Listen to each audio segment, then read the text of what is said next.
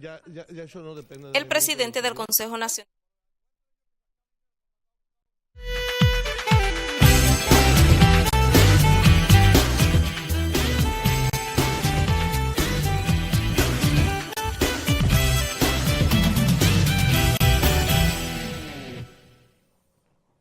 Buenos días amigos, hoy es el lunes, hoy viernes 22. Sí, me tienen loco la boca de que estos señores dejan penetrar aquí. Hoy es viernes 22 de noviembre y un día como hoy, hace 50 años, nosotros nos encontrábamos junto a otros 10 jóvenes universitarios en Yakarta, en Indonesia, hoy viernes 22, hace 50 años,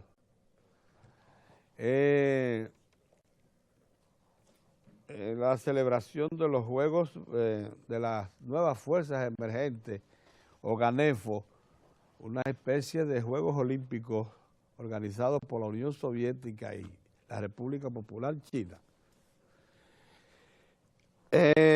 Para unos 88 países invitados, 88 delegaciones. Ese día, en la mañana, en Yakarta, despertamos con la infausta noticia de la muerte por asesinato del presidente de los Estados Unidos, John F. Kennedy. Para nosotros, los que estábamos allá, Bolívar Ledesma encabezaba la delegación, había expertos en habilidades como Julio Angustia y un grupo de jóvenes. Yo era el más joven de todos, pero había personas muy veteranas dentro del grupo, estudiantes de la UAS, todos, y de la Unión Deportiva Universitaria que se acababa de fundar. Yo era el encargado de prensa, Bolívar Ledesma, el presidente de la Unión Deportiva Universitaria, el primer presidente. Y fuimos a esos juegos a representar la República Dominicana. Era un intento por crear una competencia a los Juegos Olímpicos que hoy conocemos de verano. Pero ese fue un día que estremeció a la humanidad. Ese viernes 22 de noviembre del año 1963, estremeció a la humanidad y nosotros pudimos estar en un escenario que lo confirmaba. Había 88 delegaciones en una villa olímpica que se preparó para entonces, y cuando despertamos encontramos a todas esas delegaciones sumidas en una profunda conmoción. Varios de los atletas de la República Popular China salían a la calle llorando, expresando quejas, porque lo que se veía venir era lo peor, no solamente porque se había perdido un campeón en ese momento, sin duda alguna, del equilibrio mundial,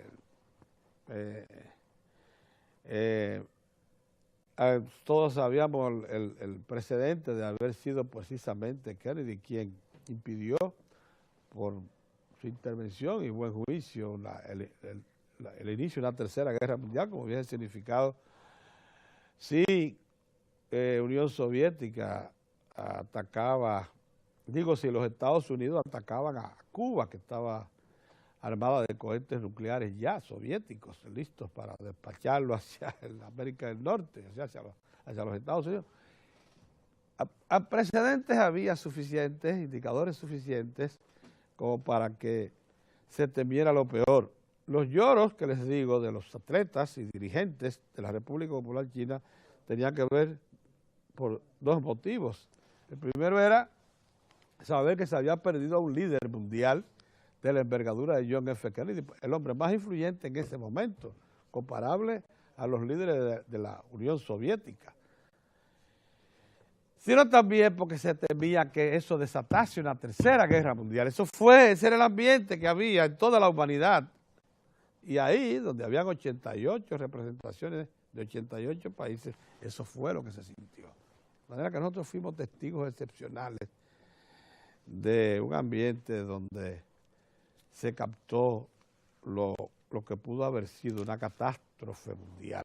Y lo fue a partir de la muerte de los Kennedy, que sin duda alguna, una cuestión que debe hoy repararse. La familia Kennedy ha representado una de las reservas democráticas y reformadoras más importantes que ha tenido la humanidad, porque está muerto. No los mataron. Las fuerzas más regresivas y más atrasadas, reaccionarias de los Estados Unidos, no lo mataron uno por uno. ¿No es esa la mayor y más grave demostración del potencial que tenía esa familia para introducir reformas y modernizar notablemente la democracia norteamericana, que con todo sigue siendo la más sólida democracia, por más que ustedes vean, del mundo? Entonces, ese fue hoy, podemos decir que hace 50 años, un día como hoy, se produjo un acontecimiento que puso a la humanidad al borde, en el hilo mismo, en el filo de la navaja de una catástrofe. Ese grupo de jóvenes que les digo, estaba en Yakarta, en Indonesia, acababa de salir después del golpe de Estado a Juan Bosch. Teníamos apenas unas semanas, cuando nosotros nos fuimos, teníamos unas cuantas semanas de golpe de Estado a Bosch.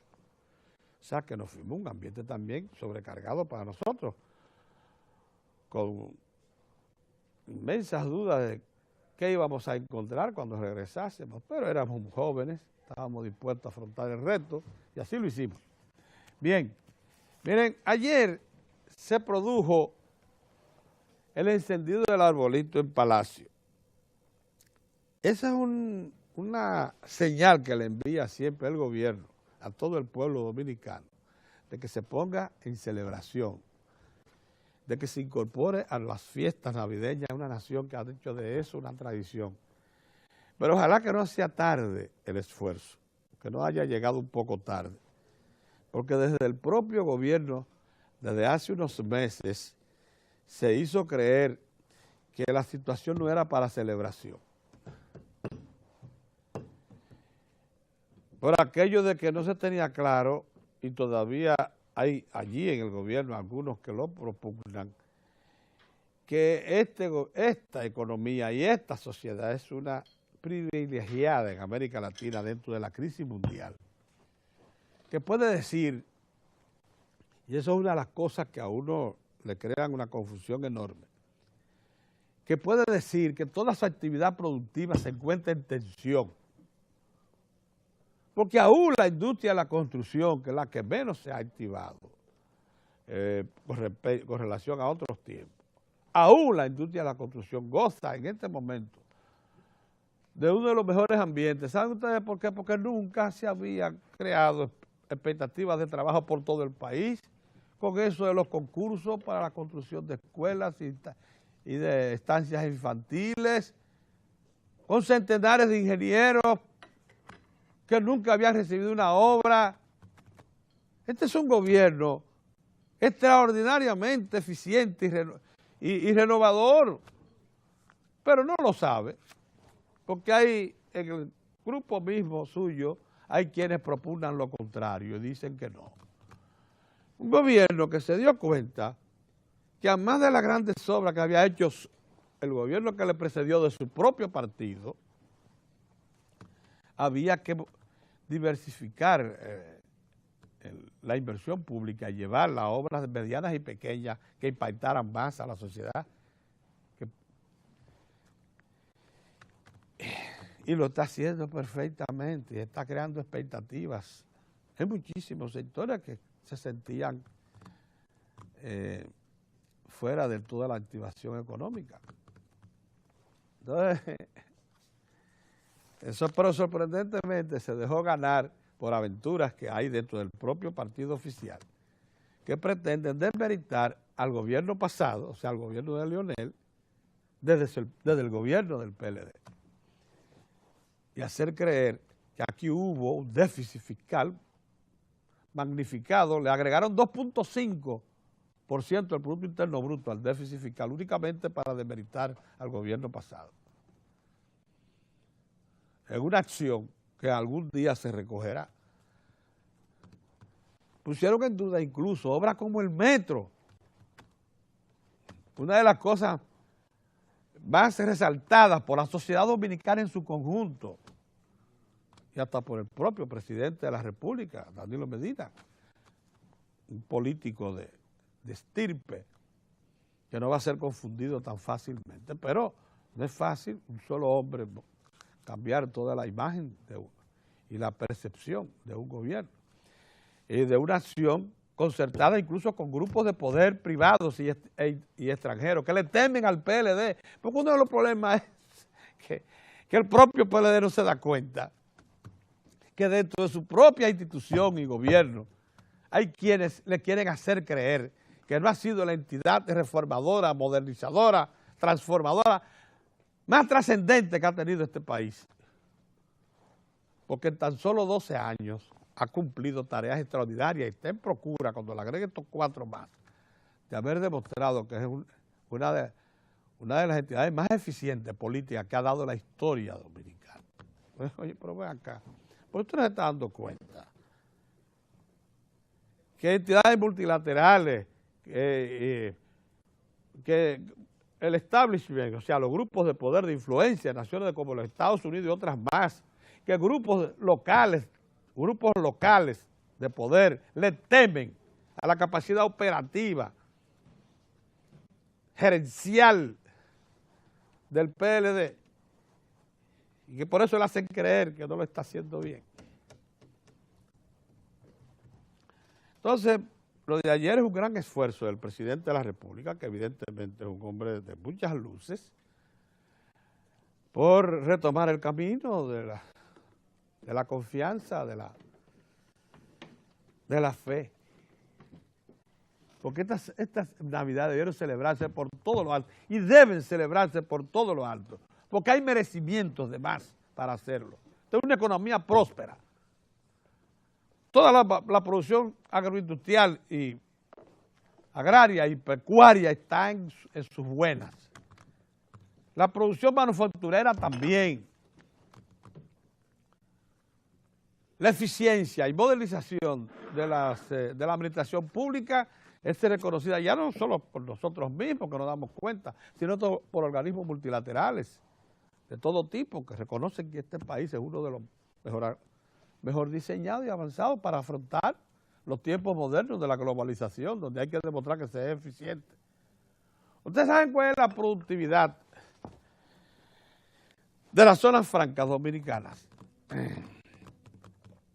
Es 2,5 veces más que hace 8 años. Por eso está creciendo otra vez a toda velocidad. La productividad de las zonas francas dominicanas son capaces. Nosotros desplazamos a Brasil como principal exportador de calzados a los Estados Unidos. ¡A Brasil! La potencia latinoamericana. Y no quisiera seguir mencionando ejemplos todos trascendentes. Nosotros acabamos de enviar una misión hace unos meses a Puerto Rico para recordarles cómo se cultiva arroz. Y acaban de cosechar en unas 3,000 y pico de tareas arroz con variedades dominicanas de altísima producción, probada. Porque los puertorriqueños se dejaron llevar de la famosa PL 480 a los Estados Unidos. La que barrió aquí con el maní. Que barrió con... Aquí barrió con el maní y otros agregados, porque la grasa venía, aquí solo había que refinar. No había que pelar, entonces nada más refinar. Que era esa patana acabó que usted veía. Con todo un cultivo, sí, el maní, acabó, que era el que suplía la grasa comestible. Y un cultivo de fácil siembra. Bueno, había desaparecido el cultivo del arroz y la cultura de cultivo. Hubo que recordarles cómo se hace allá. Los dominicanos acaban de cosechar. O sea, es una nación. Ahora, el que llega con los años pasados saca ventajas, porque República Dominicana, usted recuerda el proyecto de Juma, que ahí comenzaron los experimentos que le trajeron al país variedades de mayor tamaño y mayor producción. al grado que en República Dominicana nosotros celebramos como exitosas las dos cosechas, invierno y primavera. O sea, ya no es de que si una va a ser, podía, no. O sea, que hay tres. Oye, lo que ha pasado. Sí, la de retoño. Aquí nada más se hacía una cosecha, que era Sí. la cosecha de primavera, Sí. porque el arroz no le gusta mucho el frío, pero Sí. se descubrió que hay variedades que soportan el frío y también, Sí. entonces hay cosecha de invierno. La más grande es la de primavera. Pero saben que hay una tercera cosecha, la del retoño. Sí. Entonces tenemos que este país, el año pasado produjo 12.5 millones, o sea, 12.500.000 quintales Sí. de arroz. Y el consumo nacional son 11 millones de quintales. O sea que nos sobró 1,5 millones de quintales de arroz. Una reserva Sí. extraordinaria de arroz. Y la calidad ya, don Pedro, del arroz que se cosecha aquí. O sea, que Usted es un va a los arroz, supermercados un de arroz calidad, aquí sí. y encuentra arroz procesado ya listo para la paila, que no tienen que envidiarle nada a un arroz con unos riquitos naripará mandan a buscar, porque el Acuerdo de Libre Comercio también le permite a determinados sectores importar, creo que 3.500 toneladas. El consumo de 5 días de arroz lo Sí. permite el Acuerdo de Libre Comercio, que por cierto se usa mucho el Acuerdo de Libre Comercio para encubrir debilidades y falta de aplicación al trabajo, y se le quiere atribuir también fallas. Eso que usted ve que le fallan a los bancos en pagar, y de inmediato se inventan. Yo he visto a muchos productores, tanto de agrícola como pecuario, venir a culpar al Acuerdo de Libre Comercio. El Acuerdo de Libre Comercio, un fajo de 1.500 páginas, tiene muchísimas cláusulas que pueden ser aplicadas por el país para defender sectores productivos. Es bueno que ustedes sepan que hay más de una cláusula en el Acuerdo de Libre Comercio que le garantiza al país tomar decisiones graves cuando vea que uno de sus productos, de sus sectores productivos está en peligro por competencia desleal de los Estados Unidos de Centroamérica. Eso lo sabe muy bien la Junta Agroempresarial Dominicana, porque está Omar Benítez. Y eso lo sabe muy bien el ministro de Agricultura actual, que ambos fueron los principales negociadores del Acuerdo de Libre Comercio, y saben que hay muchas cláusulas ahí que protegen a la producción dominicana.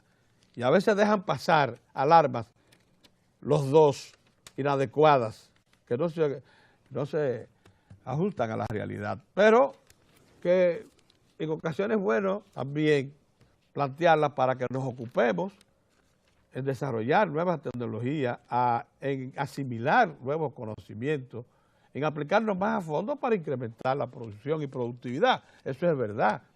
Porque en el 2025 se libera el mercado del arroz. Y aquí no vamos a poder ponerle aranceles especiales, nada, ningún tipo de traba. Competir con los similares. Sino competir con los similares. Sí. Entonces, pero ya nosotros, de 1.250.000 tareas que tenemos bajo cultivo de arroz, tenemos 600.000 ya niveladas con rayos láser. Y con variedades desarrolladas por nosotros que compiten con las mejores de los Estados Unidos, que es la amenaza. Estados Unidos, Uruguay son muy buenos productores de arroz. Bueno, nos estamos preparando para competir, porque el problema es ese. Claro, y ojo pelado, porque a los yanquis les gusta mucho subsidiar a sus productores. Entonces, si ellos subsidian, a subsidiar nosotros también. ¿Cuál es el problema? Entonces, no, vamos a ponernos en actitud de competencia. Entonces, quería decir eso, porque ojalá que ese esfuerzo del presidente y de su familia, de su señora esposa, la primera dama, que anoche encendieron el arbolito de Navidad. Y que nos mandan el mensaje, sea... Y fue bueno el mensaje, sí, porque se puede celebrar la Navidad, celebrar, que salgan las cosas más bellas del espíritu, pero el presidente hace un llamado y creo que vale. Celebrar Navidad y Año Nuevo en armonía y paz, porque la violencia social, don Pedro, esto es importante, está allí en cualquier lugar. Y es uno de los problemas hoy que afronta República Dominicana, que usted ve que se organiza una fiesta en un lugar público y a veces de ahí sale un balance de una riña, mueren Sí. 2 o 3 personas. Y usted dice, pero ¿cómo si llegaron a celebrar? Después se deteriora esto a ese nivel. Y hay que recordar el amor a la vida, porque precisamente el periodo de Navidad lo que nos recuerda también esto, que es esa oportunidad de nacer de nuevo, o sea que nos podemos recomponer, nos podemos poner personas diferentes, superar debilidades y venir, comenzar un año nuevo, don Pedro, con otras fuerzas. Por esto siempre el nacimiento de Jesucristo, la humanidad lo recuerda siempre como una oportunidad de nacer de nuevo, porque precisamente con la llegada de Jesucristo, su sacrificio, es precisamente lo que le da la oportunidad a la humanidad de redimirse. O sea, fíjese que ya ahí viene todo, se echan atrás muchas lesiones que conocía la humanidad, como era, por ejemplo, lo de la venganza. Usted recuerda la ley del talión, que fue un avance para la humanidad, porque antes de la ley del talión era el tiempo de que si una persona, por ejemplo, ultimaba a otro, todos los allegados, amigos, podían acabar con una familia. Con la ley del talión lo que se establece es que el que comete un daño, que a hierro mata, ese va a ser, por ejemplo, si usted le quitó una oreja a una persona, le van a quitar una a usted. Por eso era que decía diente por diente. Mira, pero entonces, lo que quiero decir, sin embargo, porque el acto de ayer es muy simbólico, lo es una señal que manda el Estado a la sociedad dominicana, que por cierto, hay otro evento, dentro de unos días se va a inaugurar en el antiguo zoológico de la capital, la Ciudad de la Luz, porque eso va a ser un espectáculo extraordinario. Pero bueno, lo que quiero significar es que después de el mismo gobierno, áreas del área económica, sectores del área económica del gobierno anunciar que no habría motivo para una celebración navideña con fiesta, por razones de austeridad. Óigame, después de anunciar erróneamente eso, y por suerte se han dado cuenta que eso era caer en la trampa tendida por grupos conservadores y por grupos del propio gobierno, algunos de ellos, que quieren hacer creer que antes nos fue peor, que el gobierno anterior, el propio del PLD, generó una crisis insoluble.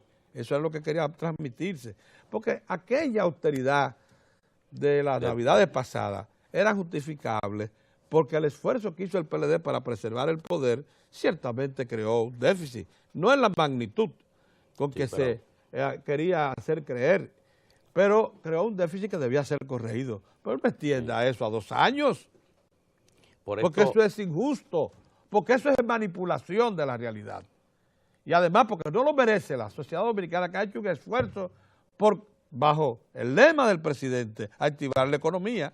Y en eso está. Entonces una economía en crecimiento y sana, esencialmente sana, como pocas en América Latina. Entonces, ¿por qué distraerla y confundirla? Y lo que está ocurriendo, don Pedro, en las comunidades de provincias, comunidades deprimidas, comunidades donde la gente tiene que hacer muchos esfuerzos, ciertamente que es inspirador, porque estas visitas sorpresas del presidente Danilo Medina le han permitido a gente que tenía pequeñas iniciativas de producción. Claro, ¿qué está haciendo el presidente con estas visitas? Una vez hace un levantamiento, conoce todo el proyecto, le está dando financiamiento. Así es. Gente que está preparada para aumentar su capacidad productiva, gente que está preparada para crear nuevos empleos, porque con esto y de incorporarse a la estructura productiva organizada del país. Esto que le está dando el presidente de la República a las comunidades es como una especie de fortificante, porque de un lado le señala los recursos para que puedan expandirse y crecer, pero de igual modo ahí le señala la importancia de la organización, le dice que se organicen, le dice que se monten en el carro de la educación. Que crezcan, que lo que son analfabetas, a personas analfabetas, que se metan en el Plan Nacional de Alfabetización, porque dice, de esa manera ustedes van a cambiar y van a ser diferentes y van a progresar. Entonces, en este ambiente es que se produce esta invitación del presidente Danilo Medina. Así es. A celebrar las Navidades en paz y armonía. Correcto. Hay que celebrarla, don Pedro, de manera que cuando terminen las fiestas podamos sentirnos satisfechos, sin tener que lamentar muertes o situaciones difíciles que se pueden prevenir. Muy bien. Esto es importante y hay que insistir en las carreteras. Bien. Ayer se produjo un accidente lamentable Y es una joven bancaria de 28 años, ya una técnica. Murió a Auris Ventura Pérez. Murió, que el vehículo se deslizó, cayó en el mar y murió. Un hecho lamentable y también que sirve para insistir, tener todo el cuidado cuando se está conduciendo un vehículo, porque hay muchos desaprensivos. A veces, por usted cuidar a un desaprensivo, puede sufrir un accidente. Entonces, la idea es que todo el mundo maneje tratando de ver al otro, no confiarse mucho. Luego he tratado el tema, porque lo que queríamos mandar, el sentido de este tratamiento es mandar un mensaje de manera tal que se advierta en el público que el gobierno está reorientando una percepción que tenía de que el país no debía celebrar. Sí debe celebrarlo. Incluso ayer se anunció ya que el gobierno va a hacer fiestas. Que eso es parte de la cultura. Fiestas. Va a promover en entidades públicas y en los sectores más concurridos del país. Bien. Y en los barrios, ahí todo, el presidente Danilo Medina también ha tenido la previsión de crearle condiciones a los sectores de menores ingresos para que puedan hacer actividades en sus comunidades. Así mismo. Y esto es importante porque las actividades de Navidad unen y reencuentran a la gente. Dominicana, hombre, claro que no se puede de ninguna manera. Si hubiese justificación, nos nos sometiéramos a esas rigideces. Pero la verdad es que fue una trampa que no entendieron y orientada, la mayor parte de esa trampa será el paso a Leonel. Hablemos claro. A demeritar el gobierno pasado, ese era el plan de todo. Pero ya la cosa, la realidad termina por imponerse. Además, el propio sentido común del liderazgo tan maduro como el del PLD no puede ser sorprendido por aventureros dentro de su propio partido, pero fundamentalmente desde fuera. Una oposición que no encuentra forma de debilitar al gobierno y todos los días se inventa. Mire eso, la deuda externa. Lo primero fue hacer creer que la deuda había remontado ya el 50% del Producto Interno Bruto. Oye. ¿Sabe cuál es la deuda externa dominicana? La externa, 13.300 millones de dólares. Eso la representa deuda externa, el 22% del Producto Interno Bruto de este país, que no es de 60.000 como cerró en el 2012. No, va a superar 61.000 millones. Va a superar y puede llegar a 63.000 millones de dólares. Entonces, esos 13.5 de deuda externa, donde está deuda soberana, donde, por cierto, casi el 50% es multilateral. Con los organismos multilaterales. Con Banco Mundial, Banco Interamericano de Desarrollo y con el propio Fondo Monetario Internacional. Y la otra proporción con los gobiernos. Y la otra proporción, una parte. Y la otra con la banca comercial, principalmente la deuda soberana. Bien, eso es manejable enteramente. Son pocas las naciones de América Latina que tienen una deuda externa de ese nivel. Entonces a esa deuda se le suma, por razones que, por fórmula de cálculo que aplica el propio Fondo Monetario Internacional, la deuda interna del gobierno, o sea, la deuda que ha tomado el gobierno con su banca, la del Estado y la banca privada también, que son unos 8.000 millones. Esos 8.000 más esos 13 suman 21.000 millones de dólares, si lo llevamos a dólares, ¿no? 21.000 millones. Eso es el 36% de toda la deuda, de todo el Producto Interno Bruto. Pero nos vamos a volver porque locos. se montó. Cuando la oposición quiere hacer creer, y entre ellos economistas de la propia oposición, manipulando la información, que eso suma el 50%. Miren, el pueblo dominicano tiene que estar ojo a visor, porque aquí la frustración política está llevando a muchos sectores, incluidos sectores del empresariado, que se unen a ellos por temor al tremendo poder que adquiere el PLD como institución política reformadora, como institución política conductora de la vida nacional. La frustración está llevando aquí a muchas aventuras y esa es una de ellas. Por eso este viernes, que lo aprovechamos siempre para hacer intentar hacer reflexiones de fondo sobre la economía y la sociedad dominicana, debemos también decir lo siguiente. Miren, esa deuda que tiene el Banco Central, que no es más que una pérdida operativa que se registra desde su fundación hasta estos tiempos, viene siendo la mitad de lo que la recibió el PLD. Claro, porque están todos los esfuerzos que se han hecho, don Pedro, precisamente para superar una situación que se remonta prácticamente a los primeros años del banco. No es un problema. ¿Y qué se hizo? Ahí está entre los que muestra que usted le puede mostrar de un esfuerzo.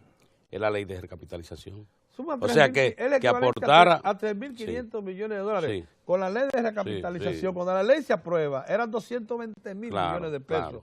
La pérdida acumulada del Banco Central. Eso se ha reducido a la mitad. Sí.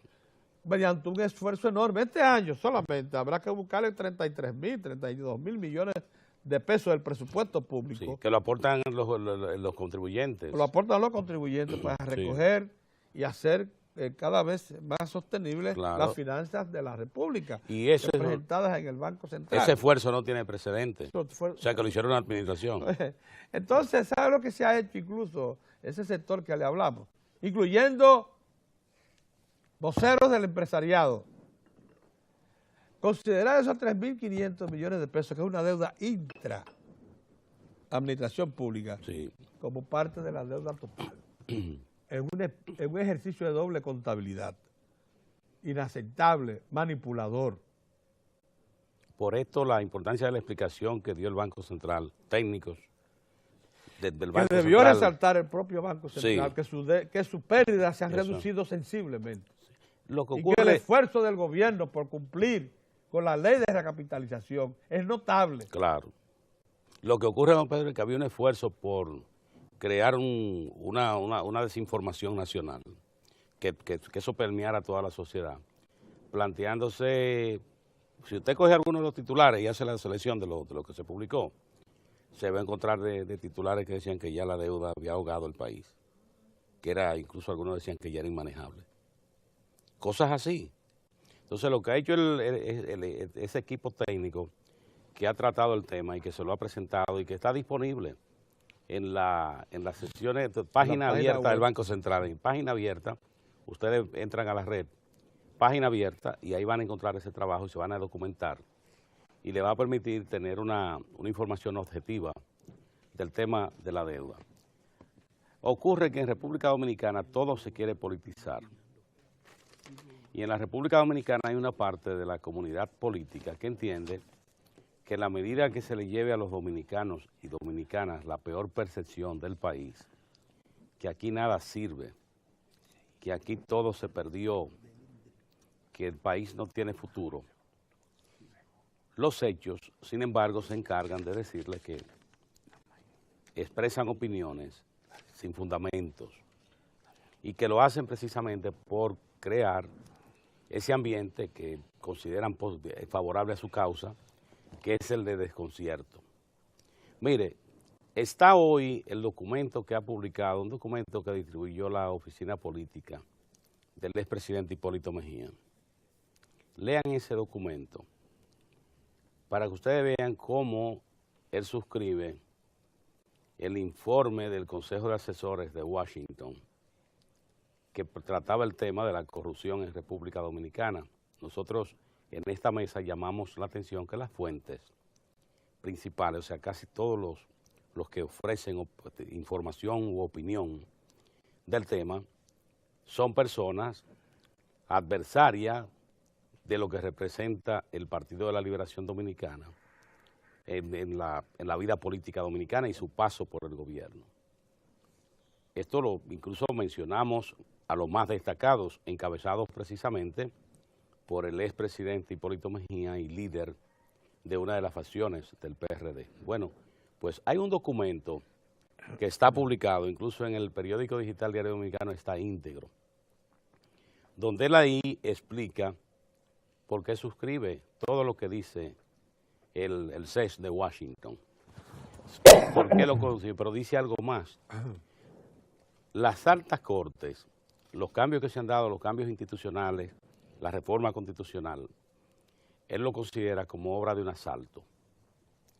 Lo del Tribunal Constitucional lo ve como un invento, lo que quiere decir que está dando la nota de aliento, o sea, que se le presenta al país como una opción que le aseguraría, por ejemplo, que le enfrentaría todo eso. O sea, cambiar la manera en que está la Suprema Corte. Que voltearía de patas arriba la nación. Se lo asegura porque él dice que Oiga, eso fue obra de un asalto. Y usted sabe, dice que el asalto fue el acuerdo, que él incluso usa la expresión de las corbatas azules, lo usa en el documento, don Pedro, de Miguel Vargas y el presidente Leonel Fernández, porque en República Dominicana la gente dice siempre, y no sé por moda, dice la gente de que el entonces presidente, no, si usted se va a referir a un acto de un presidente, usted tiene que referirse al presidente, porque estamos hablando de ese acuerdo se produjo, el presidente de la República, que era el doctor Leonel Fernández, y el presidente del PRD, el ingeniero Miguel Vargas.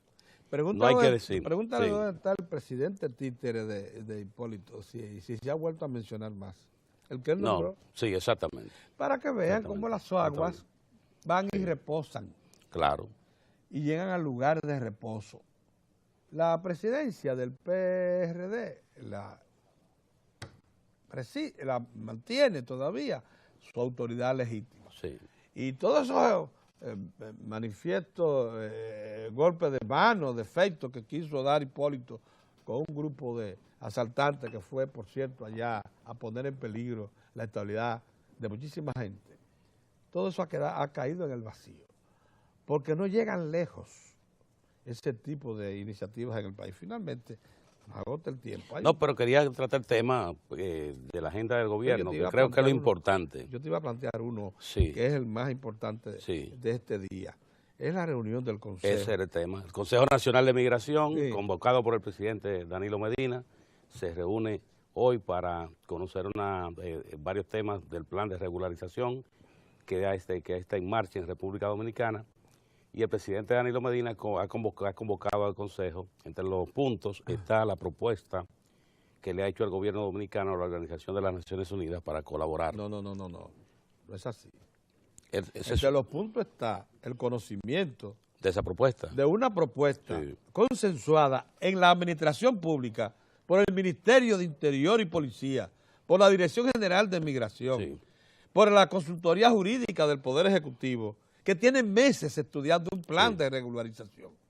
Los Estados Unidos y las Naciones Unidas se han movilizado para hacer propuestas a ese plan, que es otra cosa. Claro, en el caso de la ONU, es lo que van a conocer en la reunión, pero previamente en agenda lo que estaba era nuestro plan, el dominicano, al que se le agregan ahora ideas, y lo que está haciendo República Dominicana, que de seguro van a ser tomadas en cuenta. Y lo que está haciendo República Dominicana, que desde que se produjo la sentencia del Tribunal Constitucional, que da las vías para el plan de regularización, porque establece los órganos competentes que tiene el país, Junta Central Electoral, la Dirección Nacional de Migración, o sea, lo que es el Consejo Nacional de Migración en virtud de la Ley de Migración, que establece la ley que el Consejo Nacional de Migración es el órgano que traza y aplica todas las políticas. Pero es bueno aclarar, además de eso, que ese plan de que estamos hablando... No, y lo importante de esto es una iniciativa gubernamental que tiene 2 años en proceso. Claro que sí.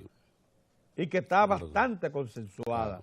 Claro. Que lo que se va por razones de buenas relaciones, de buena vecindad y de respeto a los órganos internacionales, lo que probablemente haga el Consejo hoy sea conocer la propuesta del secretario general de las Naciones Unidas. Claro. Para tomarla en cuenta. La incluye como un punto de una agenda que la va a conocer como parte de una agenda. Bien, claro que sí. Mira, sin embargo, la reunión de hoy está marcada por un evento trascendente. La verdad es que la sociedad civil, participación ciudadana y toda una estructura favorable a la incorporación de la población haitiana a la nacionalidad dominicana, porque de eso se trata, Sí. se han llevado tremenda lección, porque ellos creyeron que una vez promulgada la sentencia del Tribunal Constitucional, la República Dominicana iba a ser objeto de una represalia internacional. Y que iba a ser expulsada. ¿Saben lo que ha pasado? ¿Saben lo que realmente ha acontecido? Que todo eso se esfumó. Que ni Naciones Unidas, ni la Unión Europea, ni el Petrocaribe, ni Petrocaribe, ni tampoco CARICOM, porque no somos miembros de CARICOM, pueden tomar, y en todo caso si fuéramos miembros tampoco pudiera hacerlo, represalias contra el país, ni pueden reconducir decisiones soberanas del Estado Dominicano. Ahí no hay posibilidad alguna de retrotraer eso. Entonces, lo que sí está aconteciendo es que la buena vecindad, de nuevo, se está imponiendo. Tradiciones de República Dominicana. El Estado venezolano, solidario como ha sido Sí. históricamente con Haití, ha procurado una mediación, lo mismo que muchos otros países, para procurar que se produzca un entendimiento. Lo que debió haber hecho el gobierno haitiano hace tiempo, que se puso primero a promover acciones de represalia contra la República Dominicana, de organismos multilaterales, donde han fracasado todas las iniciativas, incluyendo sus socios de participación ciudadana y de otros órganos y de otras ONGs que han sido puestas en esa movida por las grandes potencias, Estados Unidos, Gran Bretaña, Francia, la Unión que Europea. han creído que por esa vía nos iban a resolver un problema que tienen, que es la amenaza de migratoria de una población como la haitiana, gravemente descalificada para ser recibida como una migración productiva. Francia, gravemente descalificada. Y que Francia ha establecido su barrera, don Pedro. Francia lo ha establecido ya como política. Los Estados Unidos también. Sí, no, los Estados Unidos tienen un cerco a Haití. Y una disposición migratoria que inmigrante haitiano que llegó a su tierra o a su costa de manera irregular, lo retornan de inmediato a su país de origen. Entonces lo que está aconteciendo es que ciertamente una gestión que parece haber entendido bien el Estado haitiano de Venezuela está produciendo lo que debe ser, porque es perfectamente posible que por la vía diplomática la resolución y el plan de regularización que hoy se comienza a discutir sea suficientemente adaptado a la realidad como para que no se cometan maltratos a la población migrante haitiana masiva que hay en el país. Y esas cosas están dentro de lo posible. No, y don Pedro, enteramente. Sí, y que lo importante es que con una población regulada gana todo el mundo. Así porque es. incluso el inmigrante figura en el registro nacional. Sí. Y usted sabe qué implica eso, que en los programas de salud, en los programas de educación, en los servicios, se toma en cuenta esa población. Otra variable importante, don Pedro, es que a los inmigrantes, a las personas que se encuentran en República Dominicana en condiciones de irregulares, no se le podían violar derechos, porque el plan de regularización le presenta una vía para regularizarse. Usted sabe qué quiere decir si una vez está regularizado, que es un ciudadano acreedor de los derechos de que es cualquier ciudadano dominicano o dominicana. Aquí hay una población haitiana que ni siquiera está censada, por eso explica que uno dan un número, otro dan otro. Sin nombre, además. Claro, y sin nombre. ¿Por qué? ¿Y usted sabe qué implica eso? Que esa población la desprotegen de la seguridad social. Y por ejemplo, podrían sufrir un accidente grave y no tienen un riesgo laborales que les dé protección, nada de esto. Entonces, con la regularización, esto también son cosas que terminarían. Muy bien. Y hay que entender esto que ha resaltado don Pedro, que esto es lo más importante. República Dominicana ha estado en unos esfuerzos de regularizar la población extranjera en el territorio nacional. No se trata de medidas improvisadas. No, de ninguna manera. Y en el caso de la sentencia del Tribunal Constitucional, lo que presenta son vías que están los organismos competentes actuando. Y esa convocatoria hoy del Consejo Nacional de Migración por el presidente Danilo Medina, lo que le viene es a reiterar al país el interés y los esfuerzos que está haciendo el gobierno precisamente por hacer realidad la regularización de todos los extranjeros y extranjeras que se encuentran en el territorio nacional. Muy bien, miren señores, hoy es viernes de la Seguridad Social. Tenemos una invitada especial, la licenciada Mariel Ledesma, que es la administradora de redes de la página web del Seguro Nacional de Salud. Ustedes van a conocer cosas importantísimas que hacen que este SENASA sea la estructura básica de la seguridad social en la República Dominicana. De eso vamos a hablar dentro de un momento. Antes, vamos a pasar unos mensajes.